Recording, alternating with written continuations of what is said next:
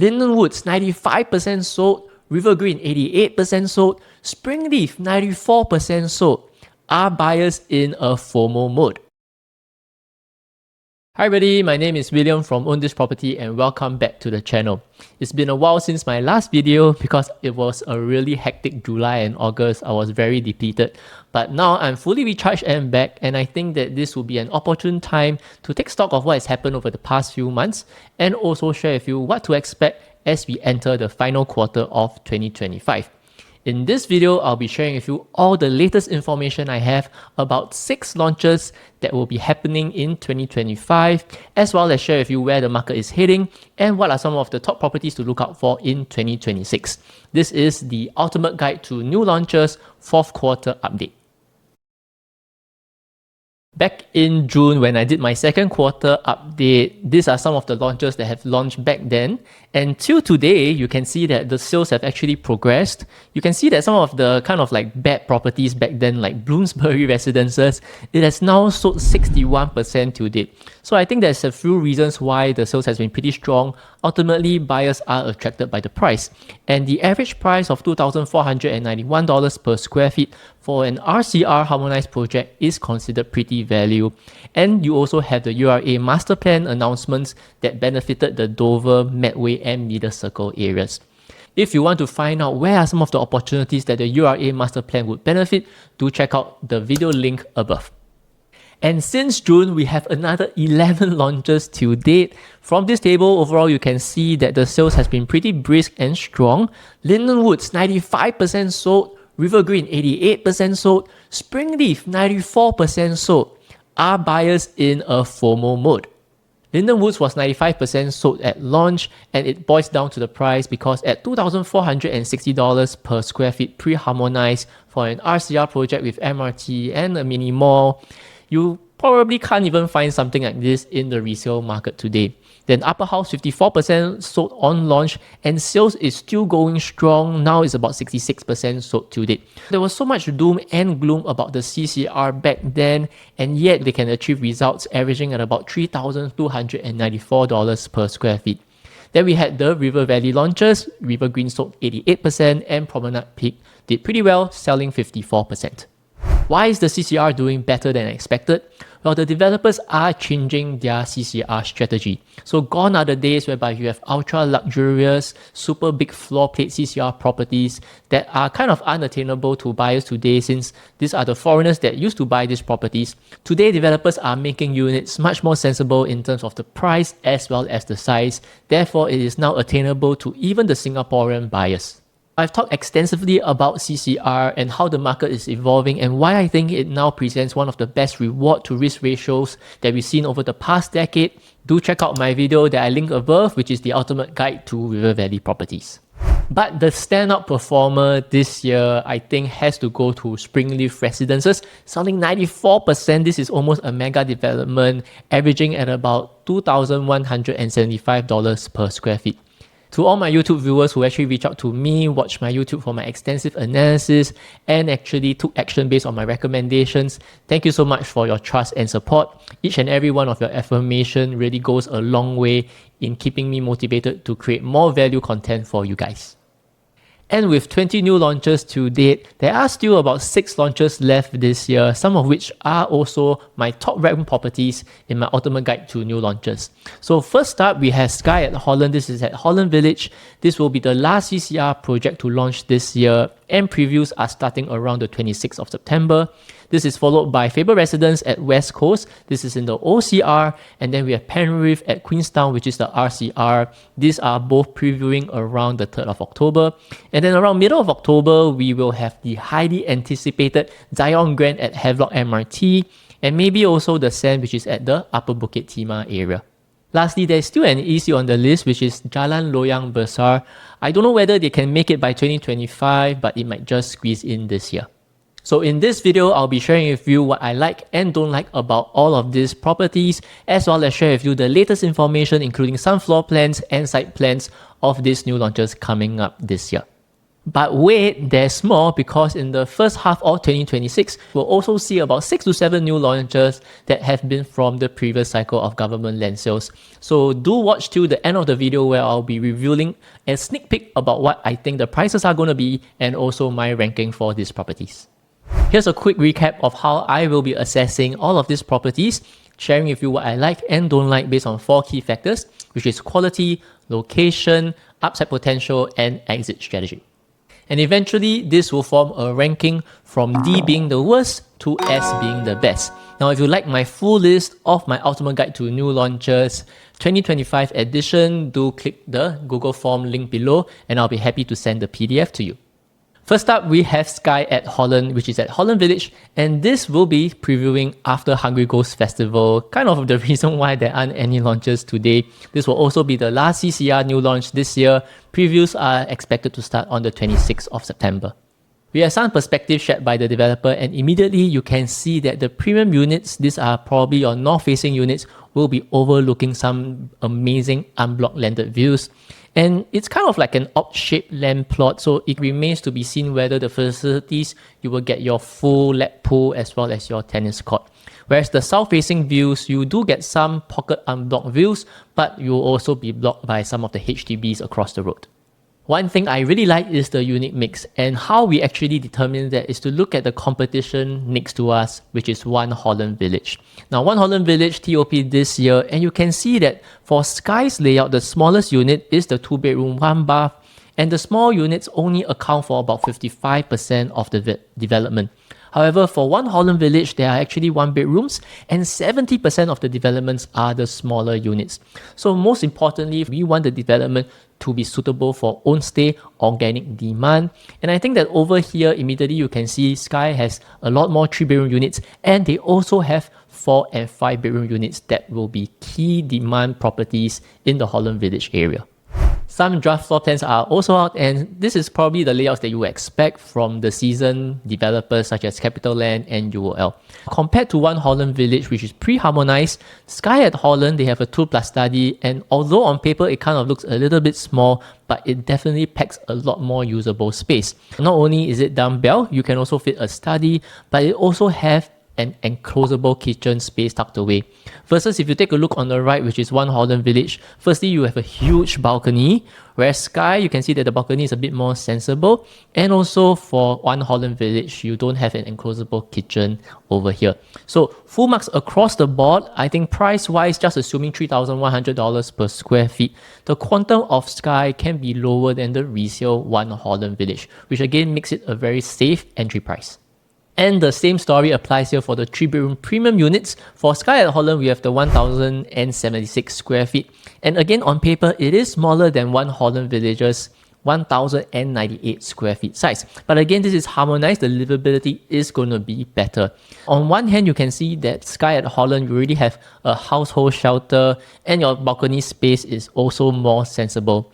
But more importantly, again, we focus on livability. The master bedroom is much bigger, and definitely if I were to be buying a property over here, the master bedroom in One Holland Village looks pretty sad. It's quite small.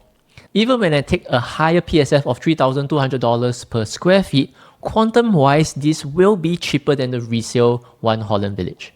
The third layout that the developers have shared is this massive 5-bedroom unit, 1,765 square feet. Again, a lot of functionality packed here. You have a landscape living and dining area. Your kitchen can actually be opened up. You have an island, you have Jack and Jill bathrooms, and the master bedroom is huge with a walk-in wardrobe. Based on first impression, I think that affluent own stay demand in Holland Village will really like this development as well as this layout. So I do expect the developers nowadays, they like to do a placement exercise, meaning that they will actually sell their larger 4 or 5-bedroom units one day before the public launch. All in all, I think all the information reaffirms my conviction of Skye at Holland being an A-rank property. Now, I do have to lower the score a little bit because it does lack a 1km good school. Based on my own measurements, Henry Park just falls slightly away from that 1km mark. And a lot of it will actually depend on the price. If we can get that quantum advantage, right, buying a new launch cheaper than the resale One Holland Village, I think there's a lot of reasons why I can also upgrade my rank from A to maybe A+.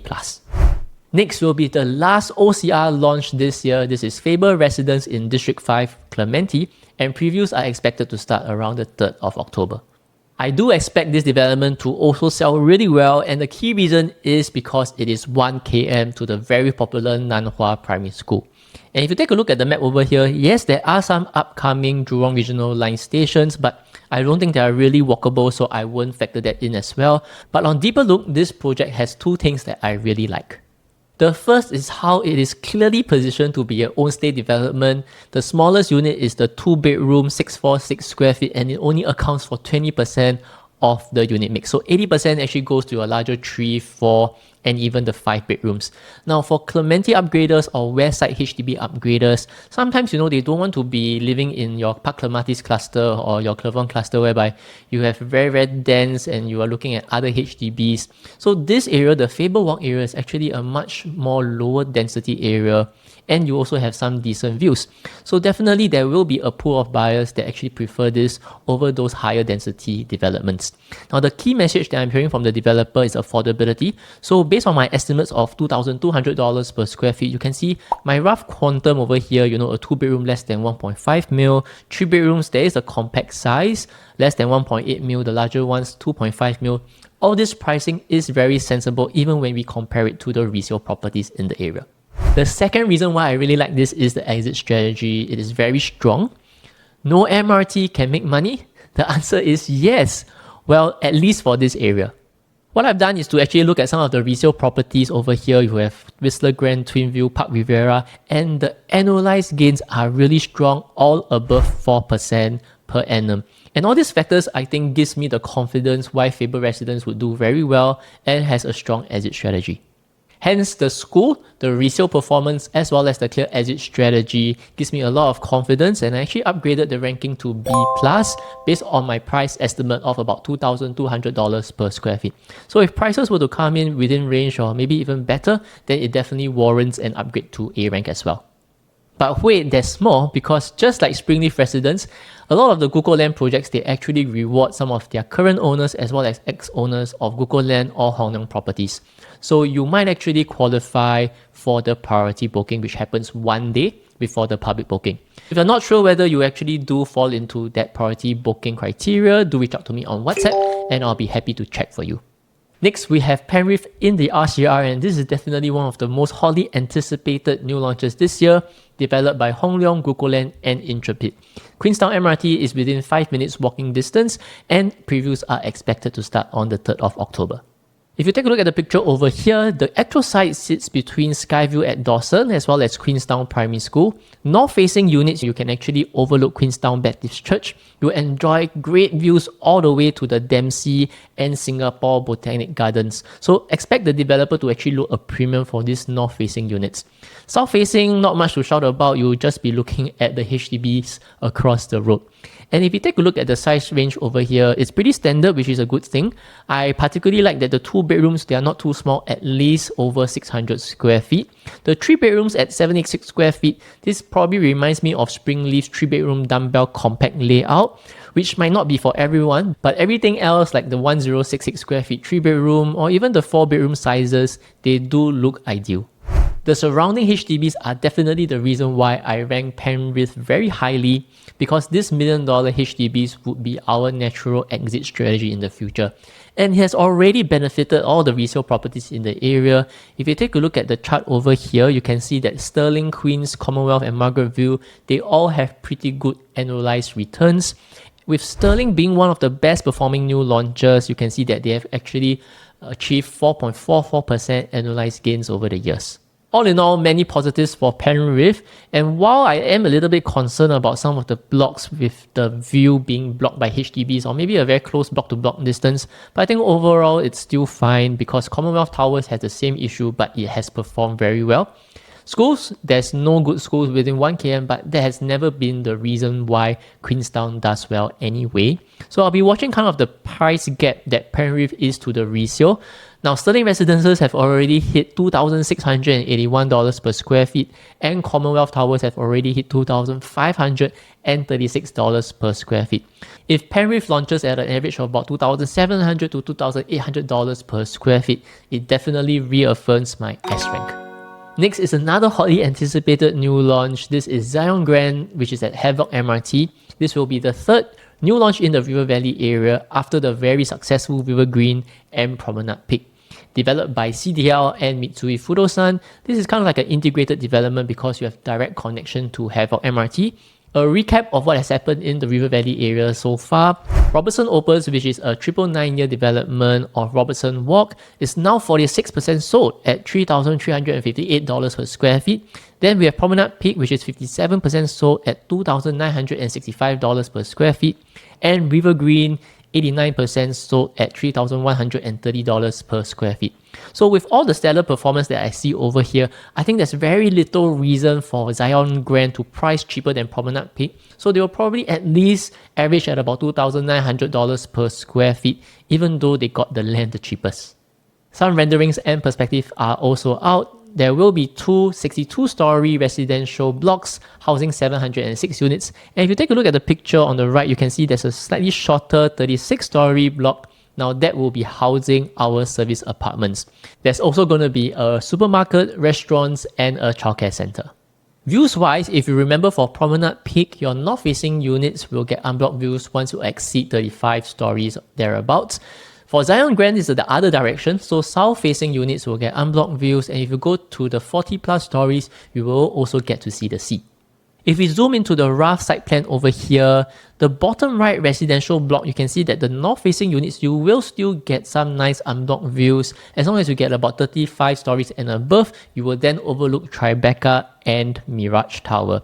Zyon Grand, I think one of the cons is that it's going to be the noisiest development of the three so far because you are flanked by not only Zyon Road, but also Kim Sing Road as well as Havelock Road.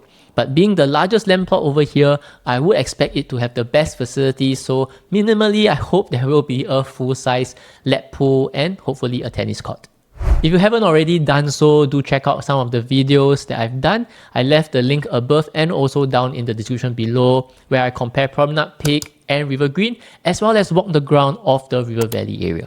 When it comes to unit mix, I think Zyon Grand really stands out amongst the three over here because it has the highest percentage of own stay units at 58.2%. Now, River Green was positioned to be smaller and hence maybe a more affordable quantum.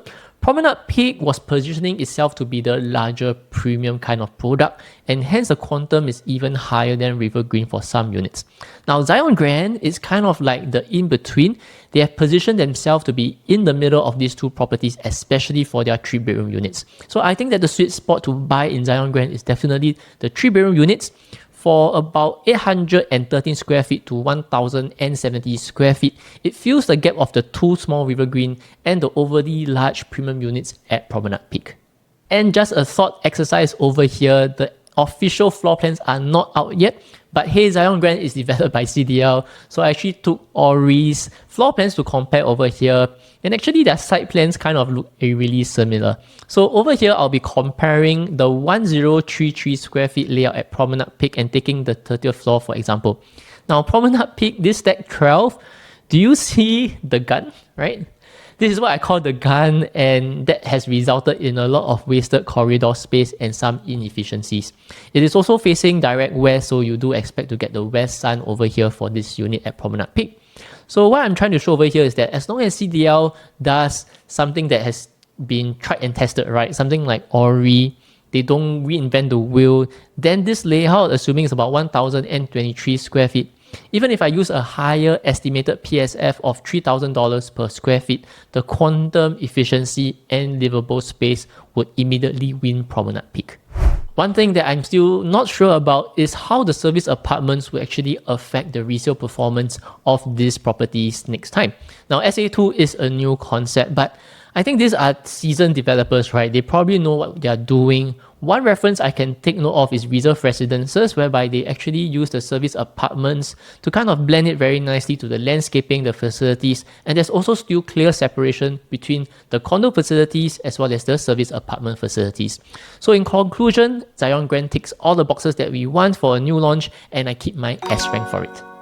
And the last launch that I will cover briefly is the Sand at D'Souza Avenue. This will be a 355 unit development by Sustain Land, and distance wise it is actually about 670 meters to Hume MRT, although it's not really walkable.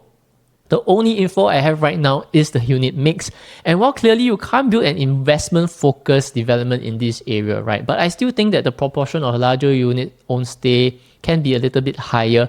But again, diving into the sizes, the developer has countered that by building larger. The 2-bedroom plus study harmonized 775 square feet. That's definitely bigger than usual. And then we also have the very huge 3-bedroom plus study at 1,259 square feet harmonized. This is clearly aimed at own stay buyers. While I don't have any 3D renderings at the moment, but I think that the key selling point for the Sand is that the north-facing units, you will attract nature lovers because you will be looking into Bukit Batok Nature Park. This is a low-density area. On the left of the plot, you can see this is a landed enclave. And in terms of the upside potential, there's still 2 potential government land sales just next to the Sand, which will then contribute to future higher land bid cost. Another surprising data point is that the resale performance in this area is strong. You might think that this area is so ulu, there won't be any demand and cannot make money, but ultimately profits are based on your entry price. The newest resale over here, which is Verdale, has very good, and it really surprised me, annualized returns, 3.56% for the 2 bedrooms and 5.94% for the 3 bedrooms. And the good news over here is that the developer for the Sand, they actually bought the land super cheap at only $841 per square feet PPR, which is very similar to even Verdale's pre-harmonized land cost of $830 per square feet back in 2018. Hence, if the price were to come in slightly lower than expected, I think that the Sand can be one of the dark horses of 2025. So I do upgrade the rank slightly to C based on the resale performance. But again, it remains to be seen. I have to wait for the prices to see whether I should actually upgrade the rank even more. The last one we have is the EC Jalan Loyang Besar. I have no information about it right now, so unfortunately I can't share much with you. So here's a summary of all the updated rankings of the launches happening this year. The hotly anticipated Tampines Street 94 probably won't happen this year, and to date there's still no news about Newport Residence and Valley Point. If you wish to receive my full analysis and rankings of all the launches happening in 2025, fill up the Google form that I left in the link below, and I'll be happy to share with you my ultimate guide to new launches PDF. So what's next for you, and how will the new launch market develop as we enter the end of the year? Well, let's circle back to this chart that I did a while back, and you can see that in that short span of about 3 months between June and August, we have a slew of 11 new launches happening, and that really represented a good time to enter the market, right? Essentially, developers are competing with one another based on pricing.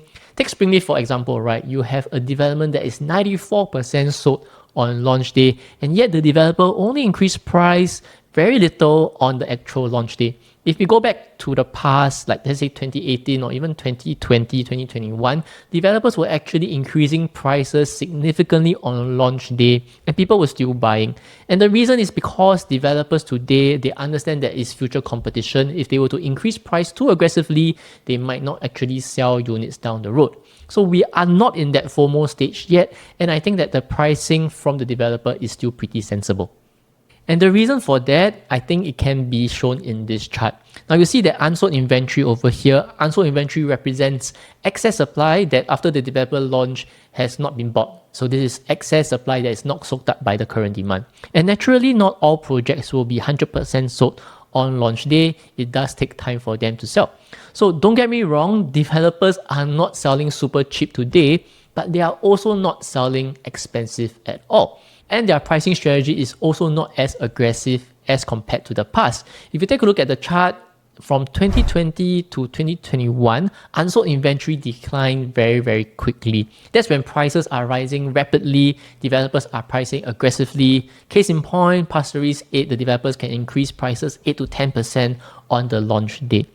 But look at where we are today. If you take a look at the unsold inventory levels, they have actually been very stable, in part due to the government's great policy of maintaining a very healthy level of government land sales. So this has ensured that prices are not overly aggressive, they are actually pretty sensible, and ultimately contributes to sustainable price growth for you. This dynamic might not last forever, because in September there's something very important happening. Everybody is expecting the Fed to start cutting interest rates. And when interest rates fall, buyers suddenly realize that they can either loan more, their mortgage payments are more comfortable, and naturally demand would rise. Before we actually end the video, as promised, this is a sneak peek to some of the upcoming launches to look out for in 2026. These are some of my top ranked properties, such as Tampines Street 94, Tengah Gardens Avenue, and River Valley Green Parcel B. All of them will be happening around the first half of 2026. We can also peek into the future a little bit more by monitoring some of the upcoming government land sales. If you take a look at the chart over here, Senja Close EC broke the record for an EC bid, and then quickly Woodlands Drive 17 EC then broke the record for EC again. So I think by late 2026, EC prices will have already touched $2,000 per square feet. Now, I'm particularly paying close attention to Chencharu Close and Hougang Central. These are both integrated developments, and I do expect developers to bid very strongly for these two plots. We have now clearly passed the period whereby each land plot you only get one developer land bid, right? Developers are starting to also be more aggressive, more optimistic, and hence there are more bids for each land and probably at a higher price. What does this mean for you as a buyer, and how will it actually affect your property plans? Do reach out to me on WhatsApp, and I'll be happy to share with you a tailored property plan over a one-on-one consultation. And with that, I've come to the end of the video. Don't forget to like the video, subscribe to the channel, and I'll see you in the next video.